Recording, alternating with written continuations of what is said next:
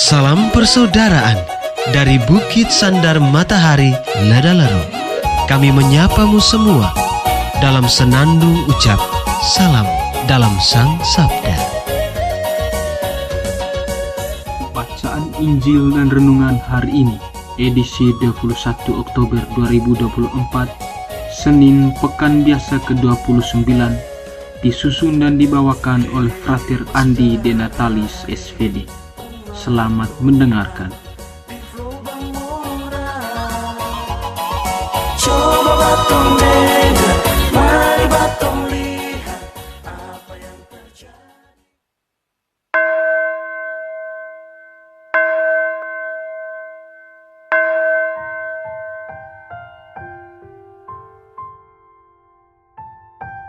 Bacaan dari Injil Lukas bab 12 ayat 13 sampai 21.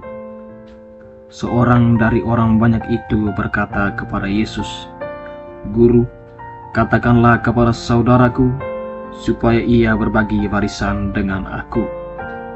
Tetapi Yesus berkata kepadanya, "Saudara, siapakah yang telah mengangkat aku menjadi hakim atau pengantara atas kamu?"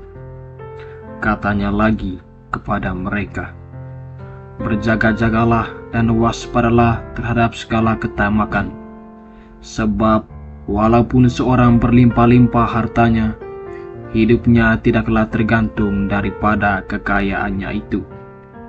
Kemudian ia mengatakan kepada mereka suatu perumpamaan. Katanya, "Ada seorang kaya, tanahnya berlimpah-limpah hasilnya. Ia bertanya dalam hatinya, 'Apakah yang harus aku perbuat?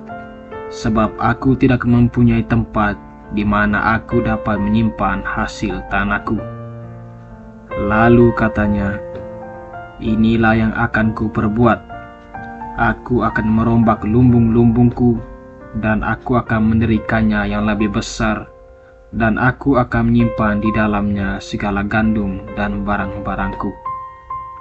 Sesudah itu, aku akan berkata kepada jiwaku, jiwaku, ada padamu banyak barang, tertimbun untuk bertahun-tahun lamanya. Beristirahatlah, makanlah, minumlah, dan bersenang-senanglah.'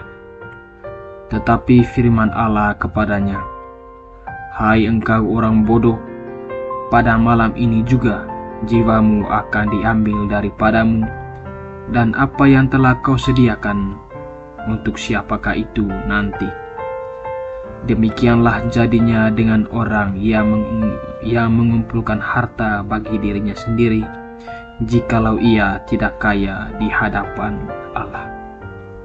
Demikianlah sabda Tuhan. Terpujilah Kristus. Saudara-saudari umat beriman yang terkasih dalam Kristus, judul renungan kita hari ini adalah menjadi kaya di hadapan Allah. Injil Lukas yang baru saja diperdengarkan kepada kita sekalian mengisahkan sebuah perumpamaan tentang orang kaya yang bodoh. Dalam kisah tentang orang kaya yang bodoh, terdapat satu hal penting yang digarisbawahi oleh Lukas, yaitu berjaga-jaga dan berwaspadalah terhadap ketamakan. Umat beriman yang terkasih, dalam dunia dewasa ini, kekayaan atau sekurang-kurangnya menjadi orang kaya merupakan dambaan bagi banyak orang.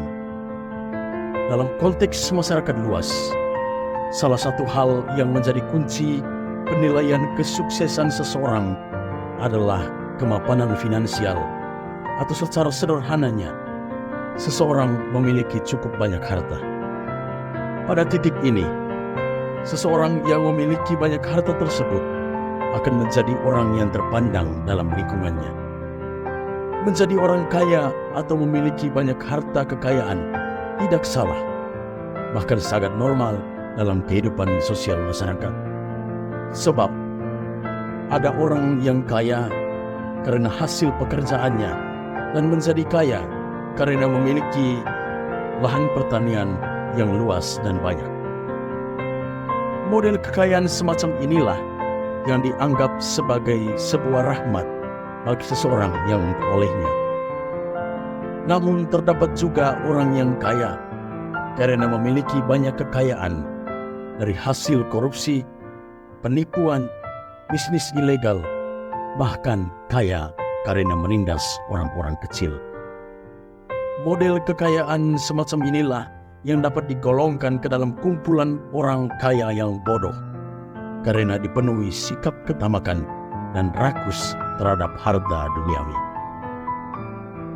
Perumpamaan tentang orang kaya yang bodoh dalam perikop Injil Lukas hari ini sesungguhnya mengajarkan tentang bahaya ketamakan dan pentingnya mencari kekayaan sejati di hadapan Allah. Yesus melalui perikop Injil Lukas hari ini sengaja menggunakan perumpamaan tentang orang kaya yang bodoh untuk menunjukkan kepada kita orang-orang Kristen bahwa kekayaan materi sesungguhnya tidak menjamin kebahagiaan, keamanan, dan keselamatan hidup.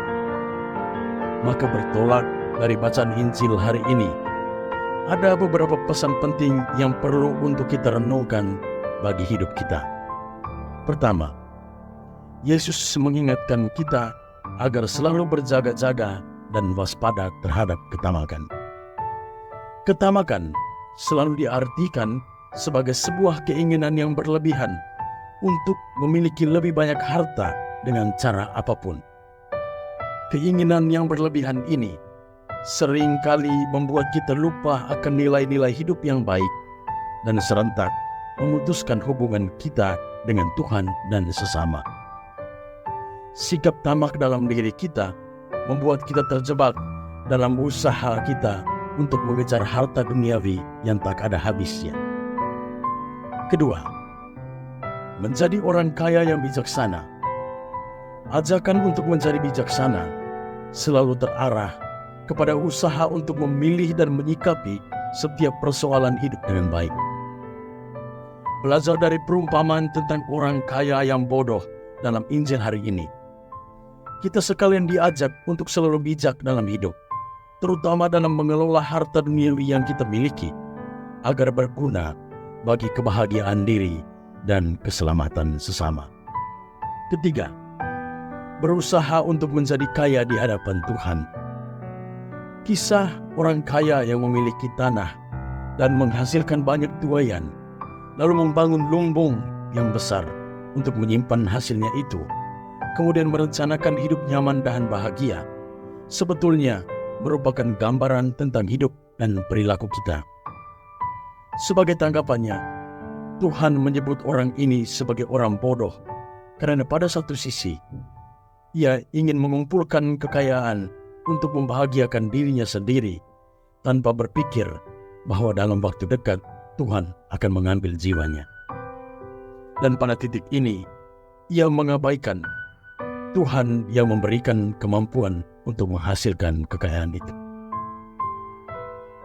Kenyataan ini ingin menjelaskan kepada kita bahwa hidup kita singkat dan tak dapat diprediksi, dan tentunya kekayaan duniawi tidak bisa memberi kita jaminan akan keselamatan sejati. Makna dari pesan untuk menjadi kaya di hadapan Tuhan adalah bukan kaya hanya secara materi, melainkan juga kaya secara rohani, yang artinya selalu terarah kepada usaha untuk membangun hubungan yang benar dengan Tuhan, hidup dalam ketaatan, kasih, pengampunan, dan pelayanan terhadap sesama, terutama mereka yang miskin, lemah, dan tersingkirkan dalam masyarakat.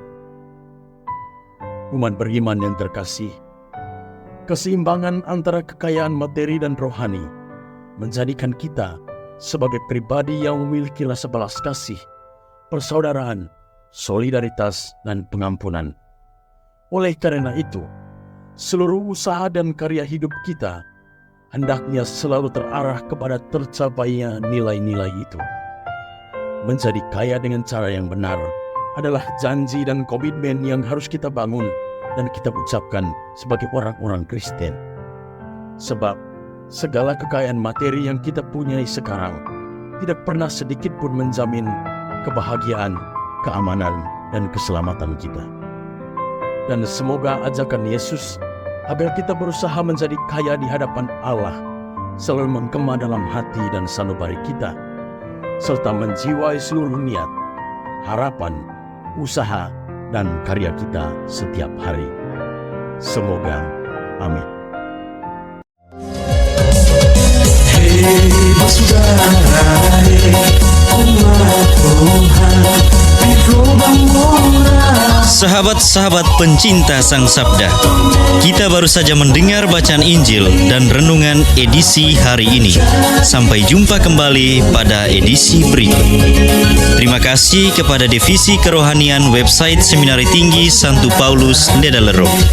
Semoga Sang Sabda menjiwai seluruh pengalaman hidup kita hari ini. Tuhan memberkati kita sekalian.